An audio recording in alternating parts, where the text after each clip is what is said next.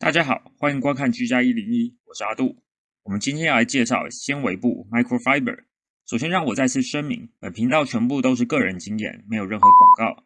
我所使用的 Microfiber 都是随机购买的，有些在普通超市，有些在 Dollar Tree 或99 Cent Store， 大部分则是我老婆在淘宝上买的，然后跟海运一起寄过来。理论上你最好先买一条试试看，好用的话再继续买一样的，不然就换一种买。我也会分享我的一些经验。那我们就开始吧。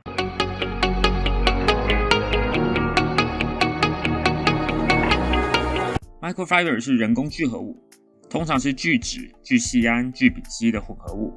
我们常见的类似材料就是尼龙。在制作的时候，他们会把这些人工纤维弄到微米级别 ，micro 就是微米的英文，所以叫做 Microfiber。因为很细，所以它的吸附静电能力特别强，所以在做清洁的时候特别好用。我们今天就来试试看，给大家看看效果如何。我们这边有很多不同的 Microfiber， 不过我一开始说了，都要买过才知道好不好用。我的经验是要看它蓬不蓬松，蓬松一点的吸水能力跟静电能力会强一些。捏一下你就会看到它的纤维长不长，不过要用过才知道做工好不好，也不是蓬松就好，要用过才能确定不会掉纤维。我的经验是要买这种整片都是纤维的，有一些它们中间会有一些设计。我用这种的时候比较容易留下水垢，不过它这种设计可能也有其他用途，只是我不知道。我用 Microfiber 主要的用途就是清理灰尘和玻璃。清理灰尘时记得不要加水，如果灰尘太多，水可能会把附着的灰尘沾回去。只要像我这样一抹，灰就会下来。擦的时候尽量朝同一个方向，有的人会用蛇形的线条来擦，这样就可以一直累积灰尘，到最后停下来，然后把灰尘一起拿走。不过我觉得统一方向擦出来的效果更好一些。其他的东西用一样的方法，效果很明显。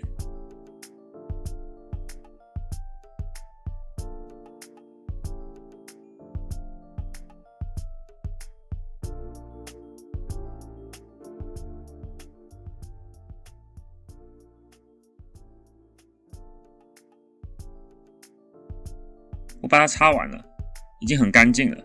不过你可以看到中间部分有些指纹，因为手上有油，所以不能用干的直接靠静电来擦下来，需要加点水。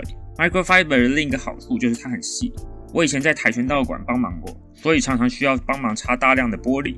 擦玻璃时，普通的抹布会留下水痕，所以我每次都需要用大量的厨房纸，在水干之前把它擦干，这样才不会留下水痕。我也使用过专门擦玻璃的清洁剂，不过其实都有一样的问题。如果是用 Microfiber 的话，就不会有这个问题。只要把 Microfiber 拧干，擦玻璃时残留的水痕非常的细，基本上就算直接让它完全自己干，看上去也不会有很明显的水痕。我将整个电视柜用水擦了一遍，我 Microfiber 没弄很干，可以看到一些细微的水痕。其实只要用力拧干一点，基本上肉眼就看不到了。不过我更喜欢用一个湿的，然后再用一个干的把水给擦干，这样更干净一些。我们来看一下结果，非常干净。镜子基本上一样，需要注意的是，你用了一阵子之后 ，Microfiber 会残留之前抹下来的灰尘。你之前没洗干净而继续用的话，可能会把之前的灰尘抹到其他地方。这边我玻璃一样，用水擦一次，这是我拧得干一些，基本上看不出水痕。有些人会加醋来去除水垢，不过我觉得并不是很必要。不过你可以看到，我之前抹柜子没有洗干净的灰尘，有点残留在玻璃上。我用一样的方法。一湿一干，如果要除水垢，就用一半醋加一半水，这样就跟新的一样啦。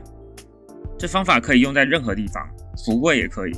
如果 Microfiber 够大，可以用一半沾水一半干的，这样就可以一条 Microfiber 就完成工作。